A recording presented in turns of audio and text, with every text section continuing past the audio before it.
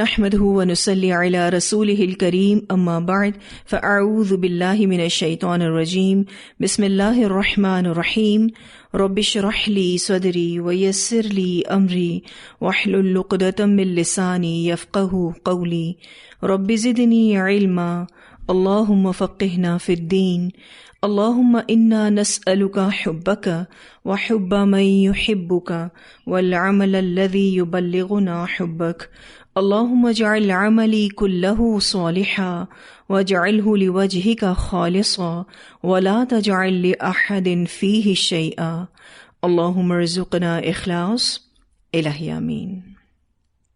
رب اجعلني مقيم الصلاة ومن ذريتي ربنا وتقبل دعاء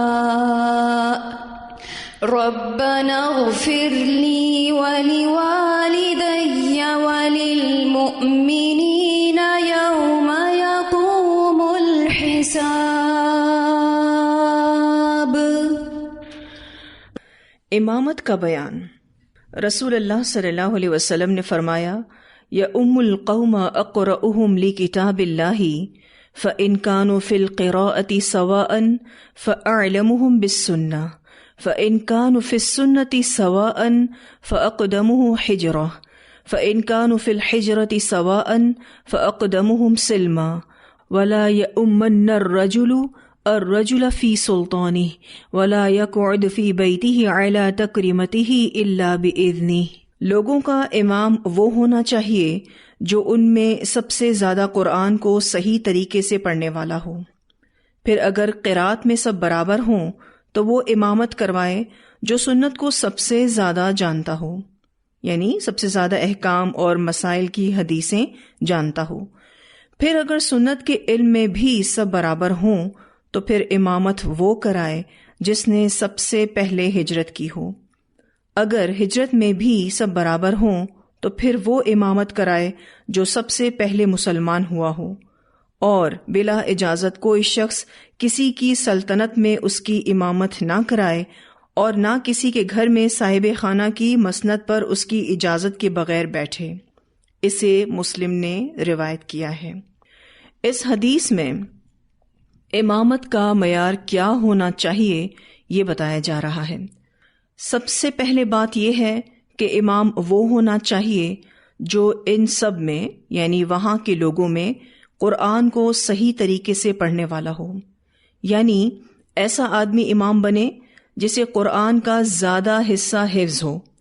اور بعض علماء نے کہا کہ اس سے مراد یہ ہے کہ قرآن کو زیادہ جاننے والا، یعنی احکام شریعت سے زیادہ واقف ہو، یعنی قرآن کے معنی، مفہوم اور تفسیر کو جاننے والا ہو۔ لیکن اگلی بات سے، یعنی پھر اگر قرات میں سب برابر ہوں تو وہ امامت کرائے جو سنت کو سب سے زیادہ جاننے والا ہو، اس بات سے پہلے مفہوم کی تائید ہوتی ہے۔ وہ یہ ہے کہ سب سے پہلے قرات کا ہی معیار رکھا گیا ہے۔ اس میں امام کا قرآن پڑھنا تجوید کے ساتھ ہونا بہت ضروری ہے۔ آج ہم دیکھتے ہیں کہ مسجدوں میں امامت کا فریضہ ادا کرنے والوں کی تجوید ٹھیک نہیں ہوتی، لیکن لوگوں کو اس بات کا علم ہی نہیں کہ امامت کا سب سے پہلا معیار ہی یہی ہے۔ آج بہت سے لوگوں کو قرآن پاک بغیر تجوید کے حفظ ہے، اور لوگوں نے اسے حافظ سمجھ کر امام بنا دیا ہے۔ تو مساجد کی انتظامیہ کو اللہ سے ڈرتے ہوئے ان معاملات کو درست کرنے کی ضرورت ہے۔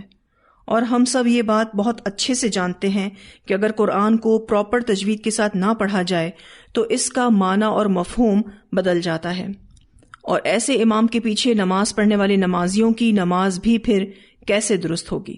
obviously اس نماز میں نقص ہے، غلطیاں ہیں۔ خیر، دوسرا معیار کہ وہ سنت کو زیادہ جاننے والا ہو۔ اگر قرآن کی قرات کے وصف میں وہاں کے لوگ مساوی ہیں، یعنی ایک جیسے ہیں، تو اب معیار اور بڑھایا جا رہا ہے۔ اب جو سب سے زیادہ احکام اور مسائل کی احادیث جانتا ہوگا اس کو امام بنایا جائے گا۔ پھر اس کوالٹی میں بھی وہاں موجود لوگ مساوی ہوں، یعنی برابر ہوں، تو معیار مزید بڑھایا گیا کہ اب یہ دیکھا جائے گا کہ کس نے سب سے پہلے ہجرت کی ہے، یعنی دین کی خاطر اپنا ملک چھوڑا ہو، اور یہ بہت بڑی قربانی ہے۔ اچھا، ایک بات یاد رکھیے گا کہ اب فی زمانہ ہجرت نہیں ہے، تو یہاں آپ دین کے لیے سیکریفائزز کو بھی لے سکتے ہیں، یعنی جس کی دین کے لیے قربانیاں زیادہ ہیں پھر اب اس کو پریفر کیا جائے گا۔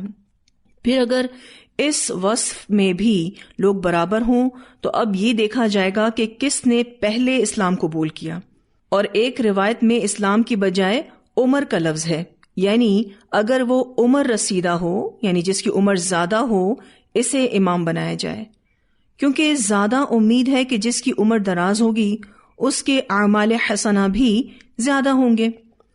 تو امامت ایسے شخص کے سپرد کی جانی چاہیے جو قرآن کو زیادہ یاد رکھتا ہو، یعنی قرآن کا ماہر ہو، اور اگر سارے ہی لوگ ایسے ہوں تو پھر کیا دیکھا جائے گا کہ وہ سنت سے باخبر ہو۔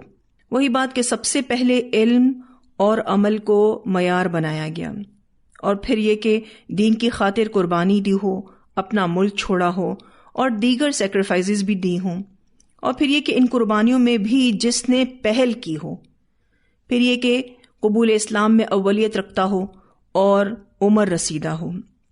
ٹھیک ہے، تو یہاں اس حدیث میں کیا بتایا جا رہا ہے کہ امامت کے لیے کیا معیار ہوگا؟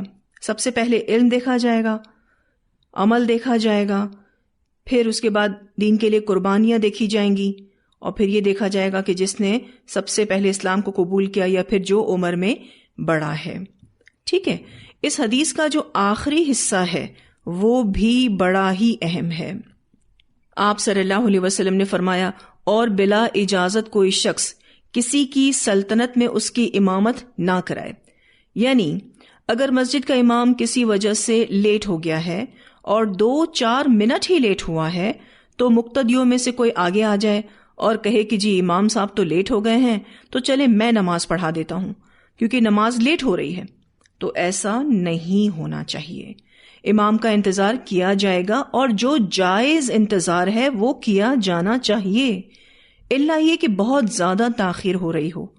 اب تو الحمدللہ موبائل کے ذریعے امام صاحب کو کانٹیکٹ بھی کیا جا سکتا ہے، اور کسی نہ کسی ذریعے امام صاحب بھی میسج پہنچا سکتے ہیں کہ وہ آ سکتے ہیں یا نہیں آ سکتے۔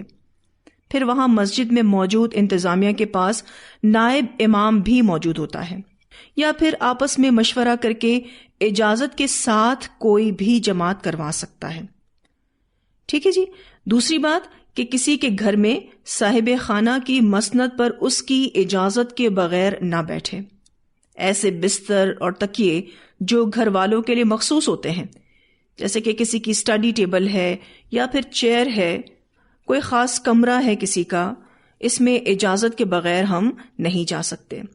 اور خاص سیٹ سے مثلاً والدین کی کرسی یا بستر، ٹھیک ہے، استاد کی کرسی یا آفس میں آفیسر کی کرسی وغیرہ، ان سب پر ہم بغیر اجازت نہیں بیٹھ سکتے۔ آپ دیکھیں تو ہمارا دین کتنے اخلاق اور آداب سکھاتا ہے، الحمدللہ۔ اب اس چیز سے کیوں منع کیا گیا؟ وہ اس لیے کہ ایسا کرنا دوسرے کے لیے ناگواری کا سبب بنتا ہے، اور یہ ادب اور آداب کے خلاف ہے۔ ہم بظاہر ایک کرسی کو دیکھیں تو وہ اگر کسی دکان میں پڑی ہے تو وہ محض ایک فرنیچر ہے، لیکن جب یہ کسی بڑے کے لیے خریدی جاتی ہے تو اب اس سے ایک عہدہ اور ایک رتبہ جڑا ہے، ہر کوئی اس کو استعمال نہیں کر سکتا۔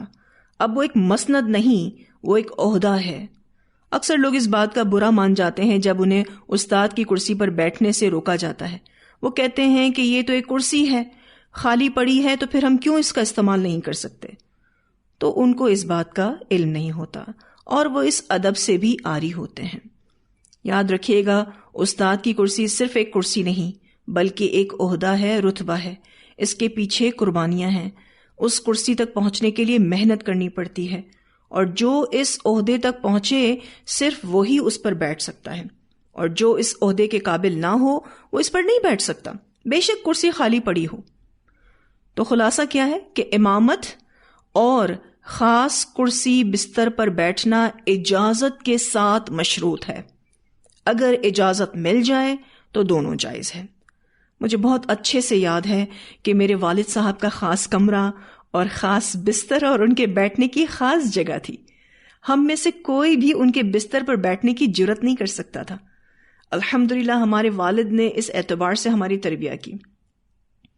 اگر کوئی امام یا صاحب خانہ خود سے اپنی جگہ پر آنے کی اجازت دے تو پھر ان کی جگہ پر آنا جائز ہوگا. پھر یہ کہ اگر کتاب اللہ کسی نابالغ بچے کو زیادہ یاد ہو تو اسے بھی امام بنایا جا سکتا ہے.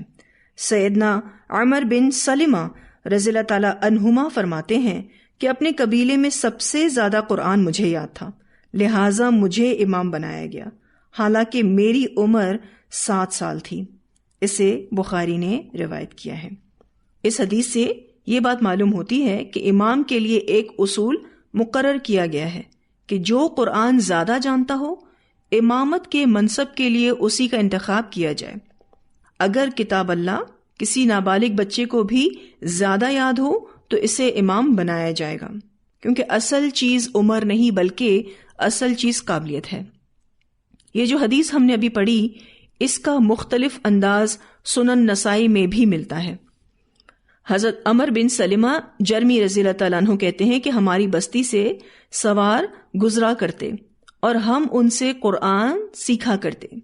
ایک دفعہ میرے والد آپ صلی اللہ علیہ وسلم کی خدمت میں حاضر ہوئے تو آپ صلی اللہ علیہ وسلم نے ارشاد فرمایا، تم میں سے جسے قرآن زیادہ آتا ہو اسے امامت کروانی چاہیے. اب آپ دیکھیے تو نبی اکرم صلی اللہ علیہ وسلم نے اس حدیث میں باقاعدہ یہ الفاظ استعمال کیے ہیں کہ تم میں سے جسے قرآن زیادہ آتا ہو اسے امامت کروانی چاہیے. چنانچہ میرے والد واپس آئے تو کہنے لگے، رسول اللہ صلی اللہ علیہ وسلم نے فرمایا ہے کہ امامت وہ کرائے جسے قرآن زیادہ یاد ہو.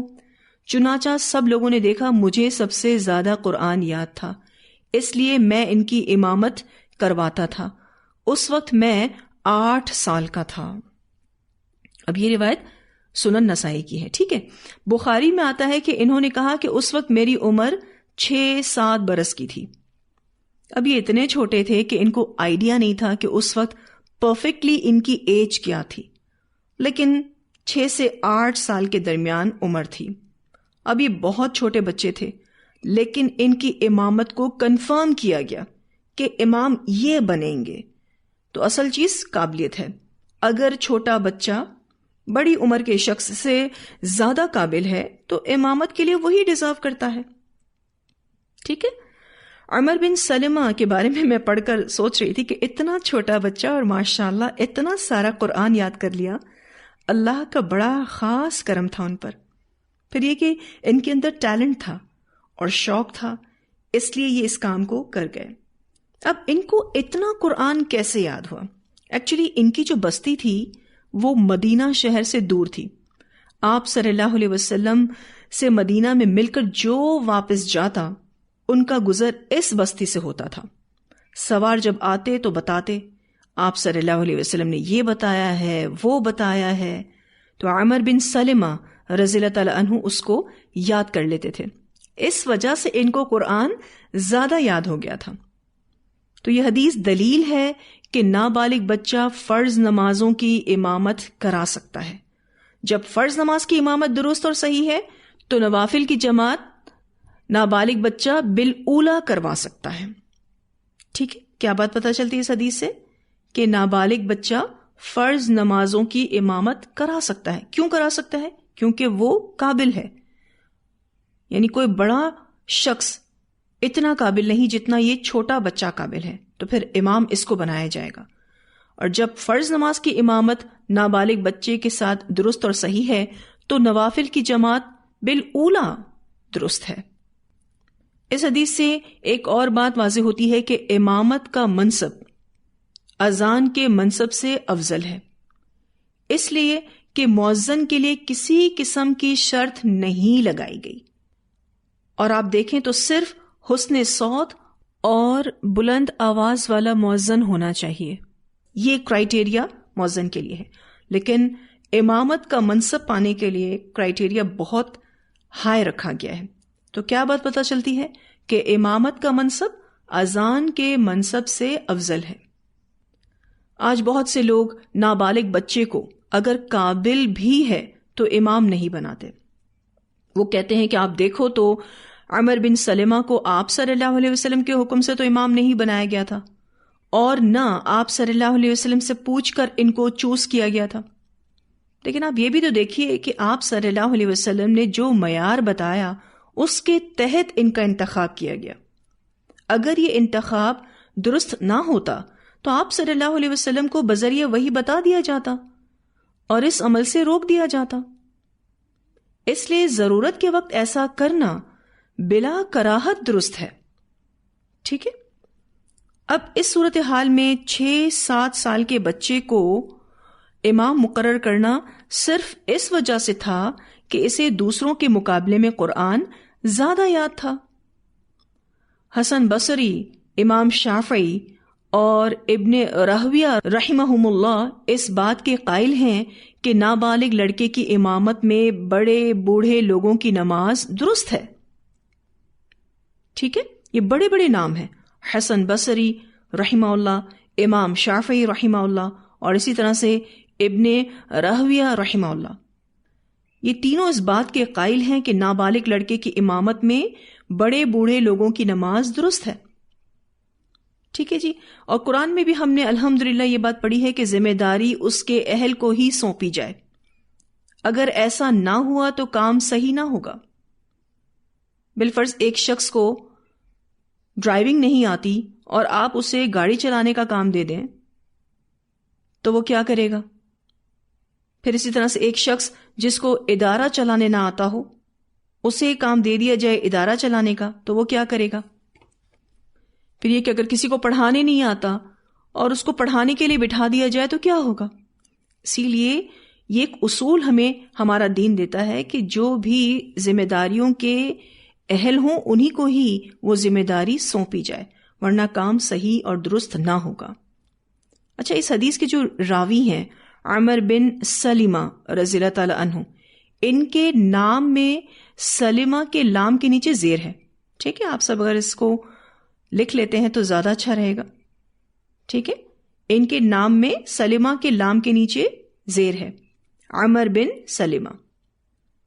اچھا، ان کا نام عمر بن سلمہ اور قبیلہ بنو سلمہ کے علاوہ باقی تمام جگہ سلمہ کے لام پر زبر ہے، صرف ان دونوں پر لام کے نیچے زیر ہے. یہ میں نے آپ کو صرف اس لیے بتایا ہے تاکہ آپ اس نام کی ادائیگی صحیح کر سکیں. ٹھیک ہے جی. تو یہاں اس حدیث میں ہم نے امامت کا بیان پڑھا اور اس میں ہم نے یہ دیکھا کہ ہمارے دین نے الحمدللہ جس بھی شخص کو امام بنانے کا کہا ہے اس کا علمی اور عملی سٹیٹس دیکھنے کا کہا ہے، پھر ہی اس کو امام بنایا جائے، کیونکہ ہمارا دین عمر کو اہمیت نہیں دیتا، قابلیت کو اہمیت دیتا ہے. پھر اگلی حدیث ہے کہ نابینا کو امام بنانا جائز ہے، کیونکہ نبی اکرم صلی اللہ علیہ وسلم نے سیدنا عبداللہ بن ام مکتوم رضی اللہ تعالی عنہ کو امام مقرر کیا تھا حالانکہ وہ نابینا تھے. اسے ابو داؤد نے روایت کیا ہے. نابینا کو امام بنانا جائز ہے. اچھا، اس حدیث سے بہت ساری باتیں معلوم ہوتی ہیں. پہلی بات یہ معلوم ہوتی ہے کہ امام کو اپنا نائب مقرر کرنا جائز ہے جو لوگوں کو نماز پڑھائے. ٹھیک ہے. دوسرا مسئلہ یہ ثابت ہوا کہ نابینا کی امامت درست اور جائز ہے. تیسری بات یہ معلوم ہوتی ہے کہ نابینا دوسروں کی نسبت علم شریعت کا زیادہ عالم ہو سکتا ہے. اور یہ بھی معلوم ہوتا ہے کہ افضل کی موجودگی میں دوسرا بھی نائب مقرر کیا جا سکتا ہے. یعنی اس شخص سے افضل لوگ موجود ہوں لیکن ایسے لوگوں کو بھی موقع دیا جا سکتا ہے جو ہینڈی کیپ ہوتے ہیں، جو معذور ہوتے ہیں، ان کو بھی موقع دیا جا سکتا ہے. اب یہ صحابی بلائنڈ تھے. ابن ام مکتوم رضی اللہ تعالی عنہ کو رسول اللہ صلی اللہ علیہ وسلم نے اپنی ایبسنس میں غالباً 13 مرتبہ اپنا نائب مقرر فرمایا، اور غزوہ تبوک کے موقع پر حضرت علی رضی اللہ تعالی عنہ کو انتظامی امور وغیرہ کے لیے نائب مقرر فرمایا، اور عبداللہ بن ام مکتوم رضی اللہ تعالی عنہ کو حضرت علی رضی اللہ تعالی عنہ کی موجودگی میں نماز کی امامت کے لیے مقرر کیا. ٹھیک ہے. کیا پتہ چلتا ہے کہ افضل کی موجودگی میں دوسرا بھی نائب مقرر کیا جا سکتا ہے. اب یہ کہ حضرت عبداللہ بن ام مکتوم بڑے عالم تھے، کافی بڑے دین کے سیکھنے والے تھے، ان کے اندر دین کو سیکھنے کا بہت زیادہ شوق تھا، تو اسی لیے آپ صلی اللہ علیہ وسلم اپنی ایبسنس میں زیادہ تر انہی کو نماز جماعت سے پڑھانے کے لیے نائب امام مقرر کرتے تھے۔ ایک اور روایت آتی ہے جس سے یہ بات پتہ چلتی ہے کہ نابینا کو امام بنانا جائز ہے۔ حضرت محمود بن ربی رضی اللہ تعالیٰ عنہ سے مروی ہے کہ حضرت عتبان رضی اللہ تعالیٰ عنہ بن مالک نابینا تھے اور اپنی قوم کی امامت کراتے تھے۔ انہوں نے کہا، یا رسول اللہ صلی اللہ علیہ وسلم، اندھیرا اور کبھی بارش ہوتی ہے، میں نابینا ہوں، آپ صلی اللہ علیہ وسلم میرے گھر میں ایک جگہ نماز پڑھیں تاکہ میں وہ جگہ نماز کے لیے مخصوص کر لوں۔ چنانچہ آپ صلی اللہ علیہ وسلم ان کے گھر تشریف لے گئے اور پوچھا، کہاں نماز پڑھوانا چاہتے ہو؟ انہوں نے گھر کے ایک گوشے کی طرف اشارہ کیا، آپ صلی اللہ علیہ وسلم نے وہاں نماز پڑھی۔ اسے بخاری نے روایت کیا ہے۔ اب آپ دیکھیے کہ قابلیت کو کتنی اہمیت دی جا رہی ہے کہ اگر قابل شخص نابینا ہے تو اسی کو ہی امام بنایا جائے، اور اگر اس کو کوئی ایشو ہے تو اس کے ایشو کو سولو کیا جائے۔ جیسے کہ حضرت عتبان نے بتایا کہ میں نابینا ہوں اور کبھی مجھے ویدر کا ایشو ہوتا ہے، بارش وغیرہ ہو جاتی ہے تو میرے لیے مسجد جانا مشکل ہو جاتا ہے، اور اندھیرے کی وجہ سے بھی مجھے مسجد جانا مشکل ہو جاتا ہے، تو آپ میرے گھر میں ہی ایک حصہ مسجد کے لیے مقرر کر دیں تاکہ میں کمفرٹیبلی وہاں نماز پڑھوا سکوں۔ اچھا، نبی اکرم صلی اللہ علیہ وسلم نے ان کو یہ تو نہیں کہا کہ ٹھیک ہے پھر ہم دوسرا امام بنا لیتے ہیں، ایسا تو نہیں کہا۔ آپ صلی اللہ علیہ وسلم نے فرمایا، ٹھیک ہے بتاؤ کہ کہاں نماز پڑھوانا چاہتے ہو۔ آپ صلی اللہ علیہ وسلم بذات خود ان کے گھر تشریف لائے اور جس جگہ انہوں نے اشارہ کیا اس جگہ آپ صلی اللہ علیہ وسلم نے نماز پڑھی۔ ٹھیک ہے، تو جو قابل ہو ایک تو امامت کا منصب اسے دینا چاہیے اور اس کو فیسیلیٹیٹ بھی کرنا چاہیے تاکہ وہ اپنا کام بخوبی جاری رکھ سکے۔ اچھا، آپ دیکھیں تو اس حدیث میں نبی اکرم صلی اللہ علیہ وسلم کو ان صحابی نے اپنے گھر بلایا اور کہا کہ آپ آ کر نماز پڑھ دیں، تو چونکہ نبی اکرم صلی اللہ علیہ وسلم ان کے درمیان موجود تھے تو اس طرح کا بینیفٹ صحابہ کرام اٹھایا کرتے تھے، اور پھر یہ کہ آپ صلی اللہ علیہ وسلم کے آنے سے برکت بھی ہوگی۔ اور انہوں نے یہ ایریا جو تھا نا اپنے گھر کا مسجد کے لیے وقف کر دیا تھا۔ جیسے آپ دیکھیں کہ کسی مدرسے یا مسجد کی اوپننگ بڑے عالم کے ہاتھوں سے کروائی جاتی ہے، تو یہ اس طرح کی چیزیں جو ہیں وہ کی جاتی ہیں تاکہ اللہ تعالیٰ اس جگہ پر خیر و برکت کا نزول کرے، کیونکہ جو جتنا علم میں زیادہ ہوتا ہے، عمل میں زیادہ ہوتا ہے، اس شخصیت کی وجہ سے کسی بھی کام کی اگر ابتدا کی جائے تو اس کام میں بھی خیر و برکت آ جاتی ہے۔ تو کیا معلوم ہوتا ہے اس حدیث سے جو بھی ہم نے پڑھی کہ نابینا کی امامت درست اور جائز ہے۔ ویسے بھی آپ دیکھیں تو دنیا بھر میں اس طرح کے جو ہینڈی کیپ یعنی معذور لوگ ہوتے ہیں ان کو بھی جابز دی جاتی ہیں، ان کا خاص خیال رکھا جاتا ہے۔ جیسے کہ کچھ لوگ بول نہیں سکتے، کچھ لوگ سن نہیں سکتے، ان کو جابز دی جاتی ہیں مختلف سپر سٹورز وغیرہ میں، اور ان کے کپڑوں پر لکھا ہوا ہوتا ہے کہ یہ سن نہیں سکتے، بول نہیں سکتے لیکن کام کر سکتے ہیں، یا ان کو ایسا یونیفارم پہنایا جاتا ہے جس سے پتہ چل جاتا ہے کہ یہ ہینڈی کیپ لوگ ہیں۔ ان کو مختلف جابز دی جاتی ہیں، مثلاً وہ پارکنگ ایریا میں گاڑیاں پارک کرواتے ہیں، ایون انفارمیشن ڈیسک پر بھی کام کرتے ہیں۔ ان کی جو خاص زبان ہوتی ہے اس سے وہ انفارمیشنز کو پڑھ لیتے ہیں اور پھر بہت ہی آسانی سے لوگوں کو انفارمیشن دے دیتے ہیں۔ میں نے خود اس طرح سے لوگوں کو کام کرتے دیکھا ہے، پاکستان میں بھی اور پاکستان سے باہر بھی۔ پاکستان میں جو ملٹی نیشنل کمپنیز ہیں ان کے پاس لازمی جتنی بھی جابز ہوتی ہیں ان میں معذور لوگوں کا حصہ ہوتا ہی ہے، اور اس طرح سے ایسے لوگوں کو اس بات کا احساس دلایا جاتا ہے کہ وہ بھی معاشرے کا اہم حصہ ہیں اور وہ کسی سے کم نہیں ہیں، اور وہ بھی اپنے معاشرے میں اپنا حصہ اپنی خدمت کے ذریعے، اپنی جاب کے ذریعے ڈال سکتے ہیں۔ اور پھر آپ نے دیکھا ہوگا کہ ایسے لوگوں پر اللہ کا بڑا خاص رحم و کرم ہوتا ہے کہ وہ ایک صلاحیت سے محروم ہوتے ہیں تو ان کی دوسری صلاحیتیں کافی تیز ہوتی ہیں، کافی شارپ ہوتی ہیں. ہمارے سامنے ایک بہت بڑی مثال سعودی عرب کے مشہور مفتی اعظم شیخ عبدالعزیز آل شیخ ہیں، جو بلائنڈ ہیں. 35 سال انہوں نے حج کا خطبہ پڑھایا، پھر وہ بیمار ہو گئے تو اب وہ حج کا خطبہ نہیں پڑھاتے. الحمدللہ حیات ہیں، لیکن ایک نابینا شخص نے 35 سال حج کا خطبہ دیا. کوئی چھوٹی بات تو نہیں ہے. کیا آنکھوں والے نہ تھے؟ آبویسلی تھے، لیکن ان کی قابلیت کو پریفر کیا گیا، اہمیت دی گئی. الحمدللہ. تو دین میں اسٹیٹس مال سے نہیں بلکہ قابلیت کے ساتھ ہے.